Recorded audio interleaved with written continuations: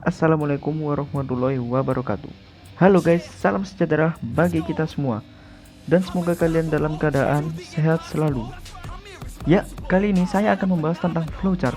Apa sih guys flowchart itu? Kalian belum tahu kan? Yuk, mari kita bahas secara bersama. Eits, sebelum ke pembahasannya, di sini saya cuma akan membawakan 4 materi saja tentang flowchart. Jadi, jika kalian ingin tahu lebih dari 4 materi ini, kalian bisa langsung browsing di Google tentang materi flowchart yang lainnya. Let's do it. Pengertian flowchart.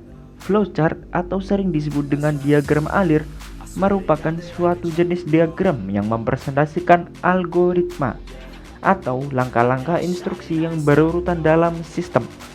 Dengan adanya flowchart, setiap urutan proses dapat digambarkan menjadi lebih jelas.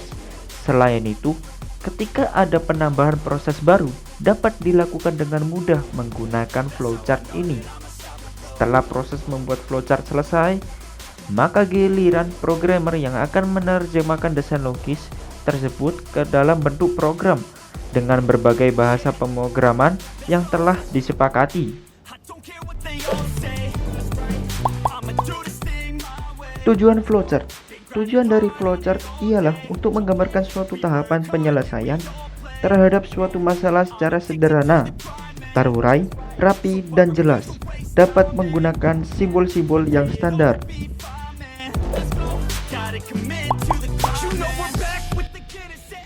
Simbol flowchart. Berikut adalah beberapa simbol yang digunakan dalam menggambar suatu flowchart. Pertama, flow direction symbol, yaitu simbol yang digunakan untuk menghubungkan antara simbol yang satu dengan simbol yang lain. Kedua, terminator symbol, yaitu simbol untuk permulaan start atau akhir stop dari suatu kegiatan. Ketiga, konektor simbol, yaitu simbol untuk keluar masuk atau penyambungan proses dalam lembar atau halaman yang sama.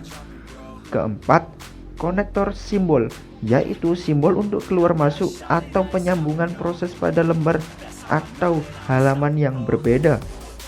Kelima, processing simbol, simbol yang menunjukkan pengolahan yang dilakukan oleh komputer. Keenam, simbol manual operation, simbol yang menunjukkan pengolahan yang tidak dilakukan oleh komputer. Ketujuh, simbol decision, simbol pemilihan proses berdasarkan kondisi yang ada. 8. Simbol input output, simbol yang menyatakan proses input dan output tanpa tergantung dengan jenis peralatannya. 9. Simbol manual input, simbol untuk pemasukan data secara manual online keyboard. 10. Simbol preparation, simbol untuk mempersiapkan penyimpanan yang akan digunakan sebagai tempat pengolahan di dalam storage. 11. Simbol predefined process, simbol untuk pelaksanaan suatu bagian subprogram atau prosedur. 12. Simbol display, simbol yang menyatakan peralatan output yang digunakan yaitu layar, plotter, printer, dan sebagainya. 13. Simbol disk and online storage, simbol yang menyatakan input yang berdasarkan dari disk atau disimpan ke disk. 14.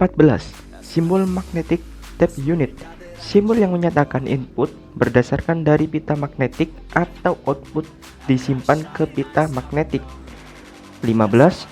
Simbol punch card, simbol yang menyatakan bahwa input berasal dari kartu atau output ditulis ke kartu. 16. Simbol dokumen, simbol yang menyatakan input berasal dari dokumen dalam bentuk kertas atau output dicetak ke kertas. Dan yang terakhir adalah contoh penerapan flowchart. Di sini saya akan menerapkan contoh penerapan flowchart dengan menghitung sebuah luas persegi panjang.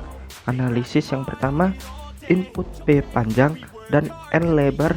Luas persegi panjang ialah P kali L. Algoritmanya, inputkan panjang, inputkan lebar. Rumus untuk menghitung Luas persegi panjangnya adalah yang seperti tadi, P kali L. Nilai L luas akan dicetak sebagai output ke perangkat output keluaran.